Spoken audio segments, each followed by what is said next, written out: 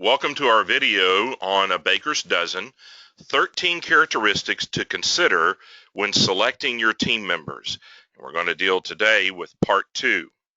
The first characteristic we want to look at is how coachable are they? How teachable are they? Can you name some examples? How trainable are they?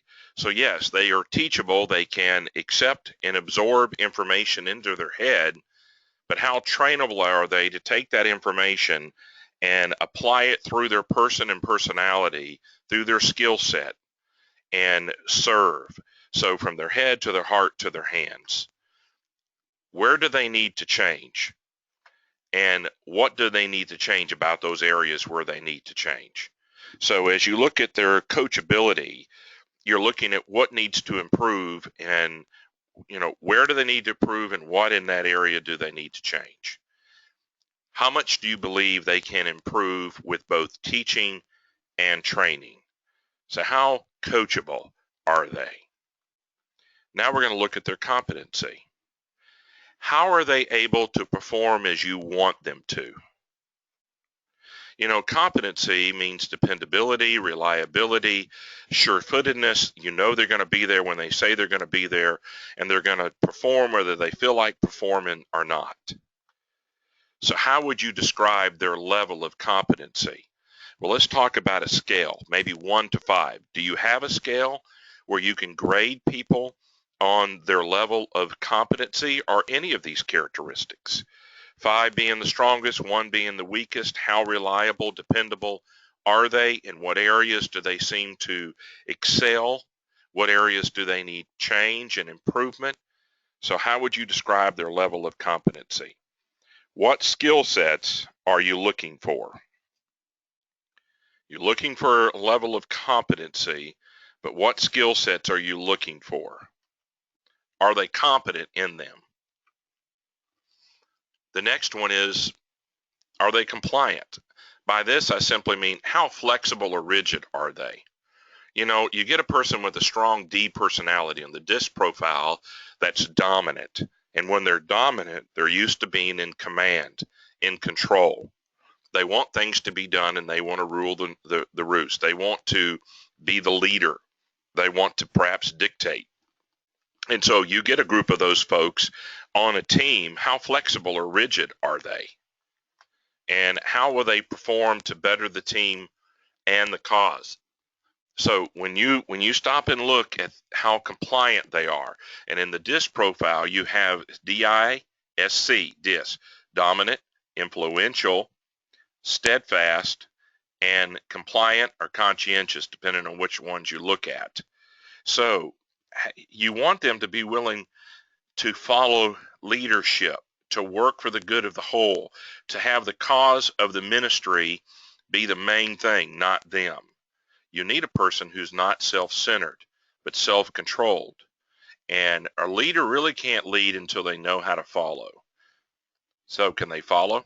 Are they willing to be flexible and change in order to help the team succeed? Here's the next one, and that's complementary. Now, I'm laughing because this word is pronounced the same way, whether it has an E as this one does or an I. When you give someone a compliment, you're giving them praise. You're saying, I really like your boat. I really like your car. I really like your house. I really like your clothes. Hey, that's a nice haircut. Or I like the way you did such and such, wrote this paper, or preached this message. That's praise. That's with an I. But complementary means to complete something, to supplement it, to enhance it, to bring it to perfection. And in this, you're talking about a full crew or a full team or a set, but in our context, a ministry team. And something that complements your ministry team means they go well together. So here are some questions you need to ask. How will they help complete the team as a whole? How will they strengthen the team by their involvement with the team? How will they enhance the other members individually that are on the team?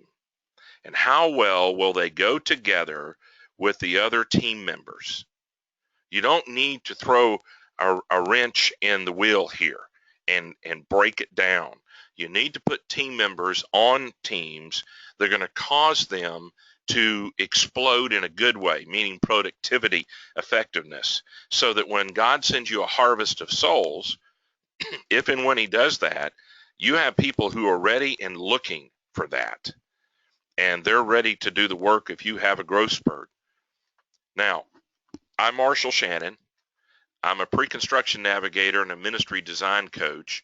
You can get more online training on our website here at Ministry Design Training, and there's a ministry design division that's $24.95 a month for one person, and for your entire ministry team to leadership team to have access to it, it's $49.95. So it is affordable for you to go in and get training from myself and a number of other industry professionals to help you in all areas ministry design. Then we have free resources at Ministry Design Concepts. That is our home website that spun out of it the Ministry Design Training. You can reach me at this email address or either one of these two phone numbers, and we want you to succeed. We hope this time has been profitable for you and will help you develop your own list to select your next team members.